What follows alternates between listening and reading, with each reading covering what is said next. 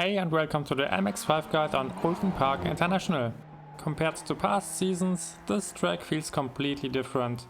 In case you are out of the loop, the car got an updated time model about a month ago, and if you want to be quick around here, you now need to be more aggressive on the entries than in the past. After driving a few laps, it also doesn't feel like there are many great opportunities for attacks. In most cases you will need to put pressure on your opponents and hope for a mistake, so make sure that you nail the quali. Let's see how you can do it. Approach turn 1 on the outside and use the banners on the left as markers for braking. You want to be soft on the brakes and turn in late, because the turn is closing in towards the exit, and if you turn in too early, you won't make it and get carried out of the track. Attack the curb, be aggressive on the throttle, and make sure you use all available space on the exit. Usually you can't go beyond the curb or you will receive an incident point, but in some corners there is a way to avoid it. It's a trick which people use on tracks like Le Mans to get the most out of every sector. Basically it works like this. iRacing is more lenient with incident penalties when you are steering back to the track.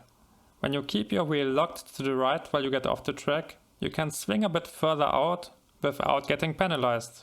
In case you start opening your wheel again while you are still off the track, then you will instantly receive the incident point, so keep your wheel pointing back to the track and you are fine. Of course, this technique has its limit and you can't bend track limits to an endless amount, but it gives you a bit more space to breathe. And yes, this counted indeed as a clean lap.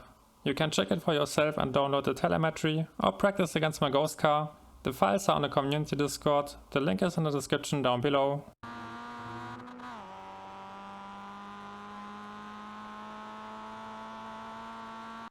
Position the car on the far right to get a nice and wide entry for the left-hander. Your markers for braking are the green barrier and red something on the right side of the track. Hit the brakes, shift into third and attack the inside curb. You want to stick to the inside, brake deep into the turn and engage the throttle as soon as you reach the apex to get a clean exit.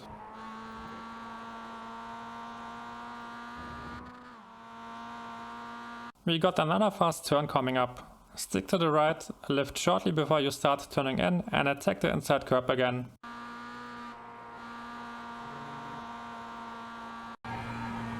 You want to push the car to the left and use the barrier on the left, the marks on the track surface in the middle or the dark grass spot on the right as markers for braking. Hit the brakes hard and shift down quickly into second gear.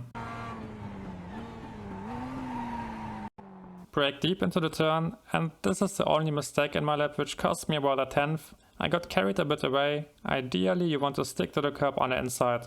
But it's not a big deal if it happens, you just need to be a split second more patient on the throttle, wait for the car to turn in further, and it's still possible to hit a clean exit. The next marker for braking is the dirt spot on the track.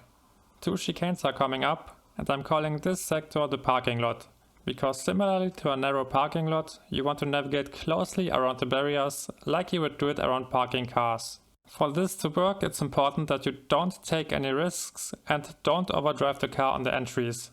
Precision earns you time, not speed. Keep this in mind and engage the brakes. In my experience, this turn is easier and faster if you stay in third gear. Attack the curb on the left while you are braking to get a wide entry for the next turn. The new time model understeers a lot, which has some benefits. You don't need to be aggressive on the throttle here anymore. In fact, you can't, because you wouldn't make the turn. Instead you want to coast, aim for a tight line around the barrier and engage the throttle after you passed it to get a nice and clean exit. On the exit it's possible to cut into the grass if you don't drive beyond the width of the upcoming curb. We are approaching the next chicane. Your marker for braking is the 100 meter board. Like before, the chicane is like a narrow parking lot. Don't take any risks on the brakes, decelerate safely into second gear and look for a precise entry. Make sure you position the car on the far left to get an easier entry and coast at the end of the braking zone.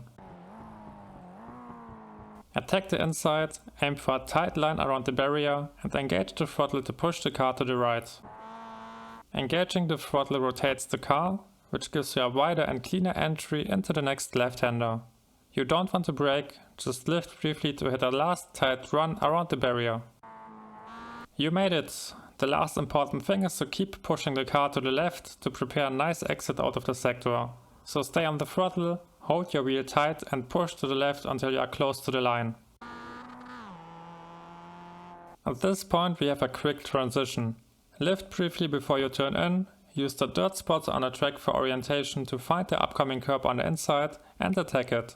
The further you are on the left, the easier this turn becomes. If you should have any struggles around here, you need to check your replays and make sure that you are close to the right line before you enter the turn.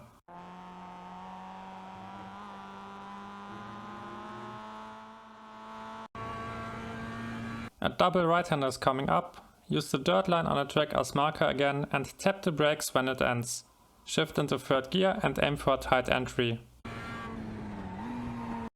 You want to get close to the curb, and if you hit a tight inside line you can step on the throttle again shortly after passing it.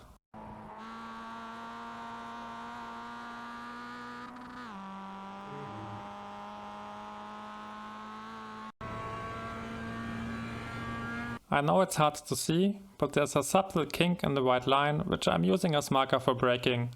Otherwise there are only bumps in the track surface which help you to keep track of your position. Be aggressive on the brakes and shift down quickly to make use of the engine brake. Attack the last curb, engage the throttle when you hit it and accelerate towards the line. That's the guide. The track is easy, isn't it? The cockpit lap is coming up next. Thanks to everyone who is supporting me on YouTube, Twitch and Patreon. If you also want to support my content, you can find more information in the description or simply drop a like and leave a comment. I wish you all the best for the next week and see you next time.